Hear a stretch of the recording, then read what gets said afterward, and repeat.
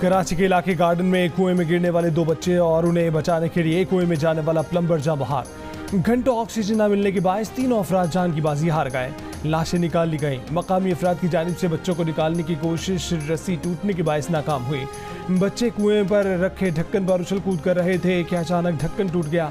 कुएं के अंदर पानी मौजूद नहीं था। जान बहक बच्चों की उम्र 8 और 12 बरस थी। इलाका मकीनों का कहना है कि लाशों को मकामी अफराद ने निकाला, कोई पैसे भी नहीं लिए। रेस्क्यू टीम हादसे के काफ़ी देर बाद पहुंची। उनके पास ऑक्सीजन भी मौजूद नहीं थी। बर वक्त रेस्क्यू किया जाता तो बच्चों की जानें बचाई जा सकती थी।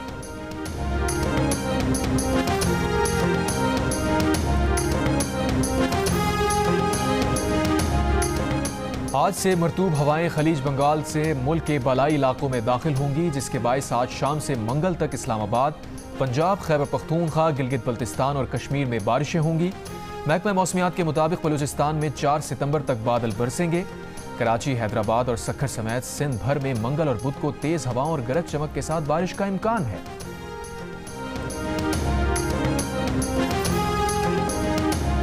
बलूचिस्तान के मुख्तलिफ शहरों में मुसलधार बारिशों के बाद सैलाबी रैनों ने तबाही मचा दी। जाफराबाद, नसीराबाद में मुतासिर खुले आसमान तले इमदाद के मुंतज़िर। जलबगजी में राब्ता सड़कें टूट फूट का शिकार। कला अब्दुल्ला की माचका नदी बिफर गई। बागात, फसलें, मकानात को शदीद नुकसान पहुंचा। कला सैफुल्ला और जारत में कई सड़कें, पुल और घर बह गए। नसीराबाद के सैलाब मुतासरा इलाकों में 3 रोज से ग़िज़ाई किल्लत। इलाज मुआलजे में भी मुश्किलात का सामना। वादी ज़ियारत में मुसलधार बारिश के बाद ज़ियारत कोयटा शाहरा पर ट्रैफिक मअतल। सिब्बी से आने वाली गाड़ी बीची नदी में बह गई। 2 अफराद जान बहक।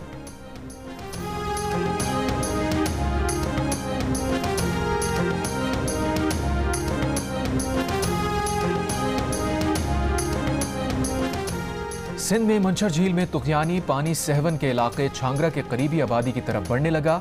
राबता सड़कें ज़ेरे आब। कई देहात का ज़मीनी राबता सहवन से कट गया। जूही को काचू से मिलाने वाली मरकजी सड़क भी सैलाबी रैले से मुतासिर। बदीन की तहसील गुलारची में भी बारिशों से कच्चे मकानात और सड़कों को नुकसान। सजावल के कई इलाकों से पानी निकाला नहीं जा सका। वज़ीर आला सिंध मुराद अली शाह का नोटिस, इंतजामिया को फौरी पानी की निकासी का हुक्म।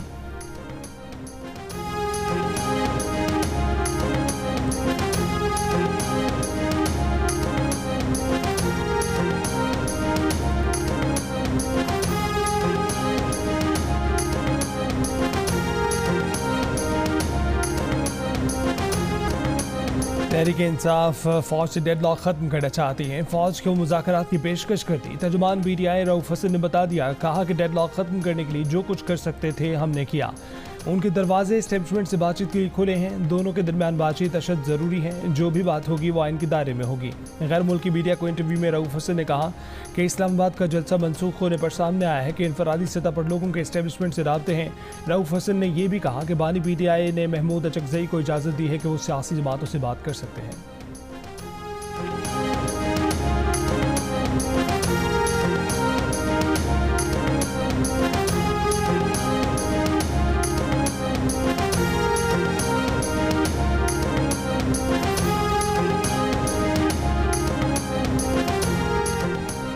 नवाज शरीफ ने पार्टी इजलास में PTI से मुज़ाकरात की बात ही नहीं की। वज़ीर दिफा ख्वाजा आसिफ ने मुज़ाकरात की बहस को नया मोड़ दे दिया। कहा, PTI जब तक 9 मई वाक़यात पर कौम से माफ़ी नहीं मांगेगी बात आगे नहीं बढ़ेगी। जियो न्यूज़ के प्रोग्राम नया पाकिस्तान में बताया, नवाज शरीफ की सदारत में इजलास में सिर्फ पंजाब के बल्दियाती इंतखाबात और बिजली के बिलों पर बात की गई। एक और बयान में ख्वाजा आसिफ ने कहा कि बहैसियत वज़ीर आज़म शहबाज शरीफ ने PTI को मुज़ाकरात और मिसाक़ मईशत की दावत दी थी, मगर इस्टेब्लिशमेंट के साथ मुज़ाकरात की ख्वाहिश पर इसरार किया गया। अब बिल वास्ता या बिला वास्ता मुज़ाकरात की बातें हो रही हैं जो खुलूस से आ रही हैं। PTI वाले खुद बानी PTI पर एतबार नहीं करते, उनकी इब्नुल वक्ती का रोना रोते हैं।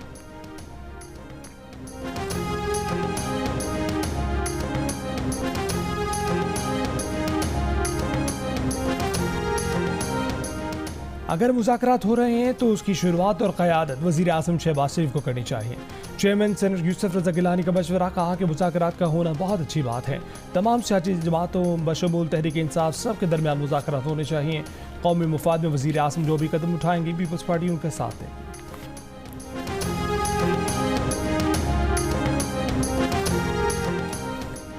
अवाम की मुश्किलात का एहसास है। हुकूमत अवाम के मसाइल के हल के लिए दिन रात काम कर रही है। वज़ीर आज़म शहबाज शरीफ ने कहा, वफाकी हुकूमत और पंजाब हुकूमत की जानिब से बिजली सारिफीन को बिल्स की मद में एक बड़ा रिलीफ दिया गया। पेट्रोलियम मसनूआत की कीमतों में मजीद कमी की गई। हुकूमत माशी इस्लाहात की पॉलिसी पर गामजन है। राइट साइजिंग पॉलिसी के भी मईशत पर मस्बत असरात जल्द नुमाया होंगे। वजीर आजम ने कहा, फिच के बाद मूडीज ने भी पाकिस्तान की क्रेडिट रेटिंग को अपग्रेड किया, जो आलमी मालियाती इदारों की जानिब से पाकिस्तान के मस्बत माशी अशारियों का एतराफ़ है।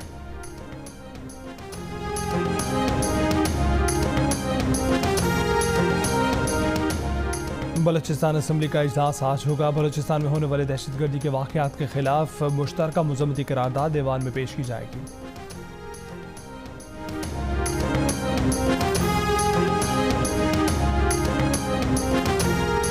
बलूचिस्तान में होने वाली दहशतगर्दी रॉ फंडेड हमले हैं, जिसके ताने बाने भारत से मिलते हैं। वज़ीर आला बलूचिस्तान सरफराज बुख्ती की लाहौर में प्रेस कॉन्फ्रेंस। कहा, बलूचिस्तान का मसला सियासी नहीं, सी पैक और पाकिस्तान को कमजोर करना है। दहशतगर्दों को नाराज बलोच ना कहा जाए। सिक्योरिटी फोर्सेस से मिलकर खून के एक एक कतरे का हिसाब लेंगे। दहशतगर्दों के हमदर्दों और सहूलतकारों को भी कैफिर किरदार तक पहुंचाएंगे। बोले, आइन को मानने वालों से आइन के फ्रेमवर्क में मुज़ाकरात कर सकते हैं। जो मासूम लोगों को मारेगा उसके पीछे जरूर जाएंगे। रावलपिंडी में थाना पीर वधाई के इलाके में मोटरसाइकिल सवारों की फायरिंग, एक शख्स जाँ बहक, दूसरा शदीद जख्मी। जाँ बहक शख्स की शनाख्त अजीजुल्लाह के नाम से हुई।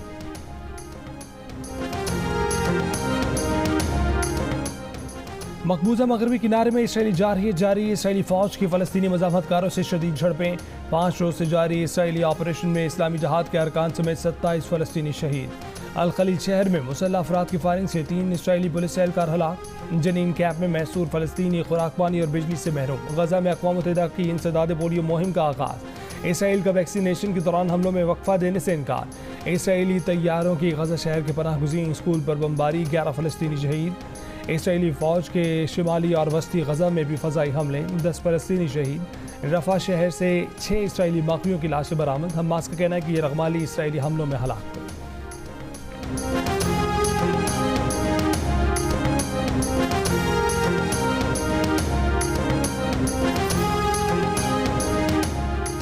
यरगमालियों की हलाकत पर तल अवीव और मकबूजा बैतुल मक़दिस में नेतन्याहू के खिलाफ बड़ा मुजाहिरा। यरगमाली रिहाई मुआहिदा करने का मुतालबा। नेतन्याहू सरकार पर यरगमालियों की रिहाई मुआहिदे के लिए इजरायली अवाम का दबाव बढ़ने लगा। यरगमालियों के अहले खाना का इजरायली अवाम से सड़कों पर निकलने का मुतालबा।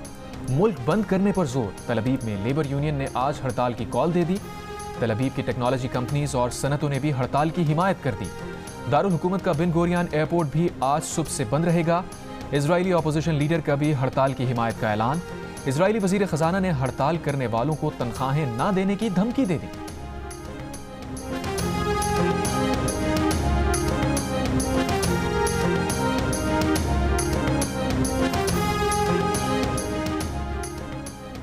सऊदी वली अहद शहजादा मोहम्मद बिन सलमान और तुर्की के सदर का राब्ता। गजा में इसराइली हमले, इंसानी हकूक़ की खिलाफ वर्जियाँ रोके जाने और फौरी पायदार जंगबंदी की ज़रूरत पर जोर।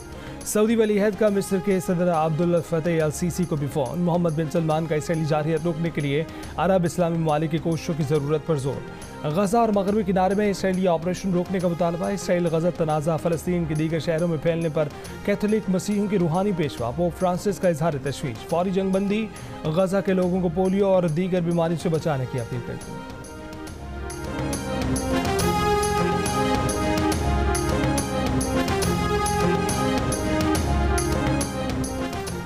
मसला कश्मीर आलमी सतह पर तस्लीम शुदा है। पाकिस्तान जम्मू कश्मीर तनाज़े के एक तरफा हल से मुताल्लिक किसी भी बयानिए को मुस्तरद करता है। तर्जुमान दफ्तर खारजा का भारतीय वजीर खारजा के मकबूजा कश्मीर से मुताल्लिक बयान पर रद्द अमल। कहा, भारत मकबूजा कश्मीर से मुताल्लिक इश्तियाल अंगेज बयानात और दावों से गुरेज करे। पाकिस्तान दुश्मन की किसी भी कार्रवाई का भरपूर जवाब देगा।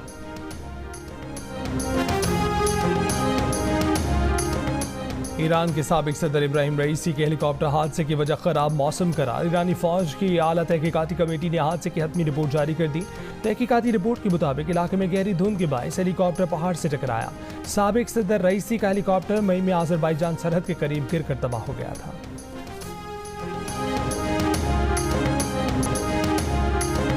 अमरीकी सदर जो बाइडन ने पाकिस्तानी अमेरिकन शायर और अदीब रईस वारसी को लाइफ टाइम अचीवमेंट अवार्ड से नवाजा। रईस वारसी उर्दू मरकज़ न्यूयॉर्क के सदर हैं। रईस वारसी 34 बरस से उर्दू के आलमी सतह पर तरवीज में मसरूफ़ हैं।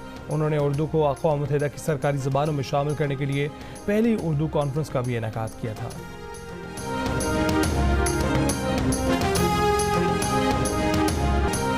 हुंजा में जिंदगी के सारे रंग सिमट आए। फेस्टिवल, खेल, मौज मस्ती, मौसम, खूबसूरती और हल्ला गुल्ला। शाहराह कराकोरम के बल खाते ट्रैक पर हुंजा मैराथन में गैर मुल्की सयाह भी शरीक हुए। 300 अफराद की शिरकत ने मैराथन को 4 चांद लगा दिए। लड़कियों की भी भरपूर शिरकत।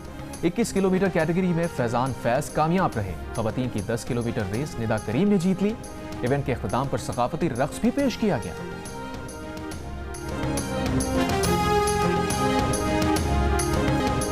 और बॉलीवुड की मारूफ अदाकारा साधना की सालगिरह। साधना कराची में पैदा हुई और उनका ताल्लुक सिंधी घराने से था। साधना 9 साल पहले इंतकाल कर चुकी हैं।